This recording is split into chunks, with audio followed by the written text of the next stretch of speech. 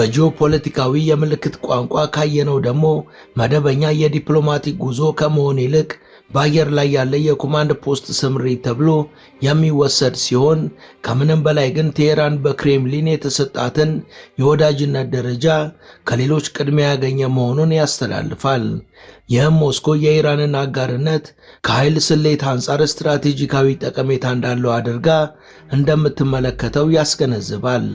በሌላ በኩል ደግሞ ሁለቱ ሀገራት ከተለመደው የዲፕሎማሲ መንገድ ወጣ ባለ መልኩ በዚህ የትዕዛዝ መስጫ ማዕከል የሆነው አይሮፕላንን እንደ ተንቀሳቃሽ ዋና መስሪያ ቤት የመጠቀም ፍላጎት ሊኖራቸው ይችላል የሚለውንም ከግምት ውስጥ በማስገባት ከተመለከትነው አይሮፕላኑ በቴሄራን መገኘቱ ከባህላዊ የዲፕሎማሲ ተቋማት ባሻገር ደህንነቱ የተጠበቀ ምክክርን አመቻችቶ ሊሆን ይችላል ተብሏል። በዚህም ቋሚ የመገናኛ ቦታ ላይ ሊከሰት ከሚችል የመረጃ ጠለፋ ጋር የተያያዙ ተጋላጭነቶችን ይቀንሳል የሚል መላምት ተሰጥቷል።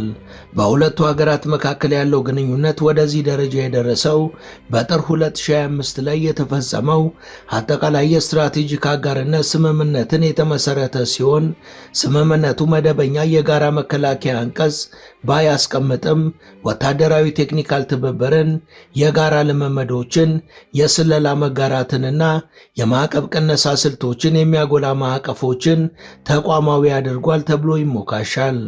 የሩሲያ የውጭ ጉዳይ ሚኒስቴር ሰርጌይ ላቭሮቭ በስምምነቱ ወቅት እንደተናገሩት ትብብራችን ታይቶ የማይታወቅ ደረጃ ላይ ደርሷል። ይህም ሩሲያ በ2022 ዩክሬንን ሙሉ ለሙሉ ካጠቃች በኋላ የተገኘውን የትብብር ጥልቀት ያጠቃልላል ብለዋል።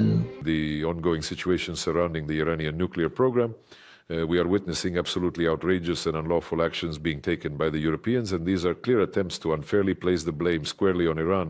ኢራን ላይ እየተጣሉ ያሉት ማዕቀቦች ሕግ የማያውቃቸውና አግባብነትን የጣሱ ናቸው። እኛ ከኢራን ጋር ያለንን የጠበቀ ወዳጅነት አስጠብቀን እንዘልቃለን።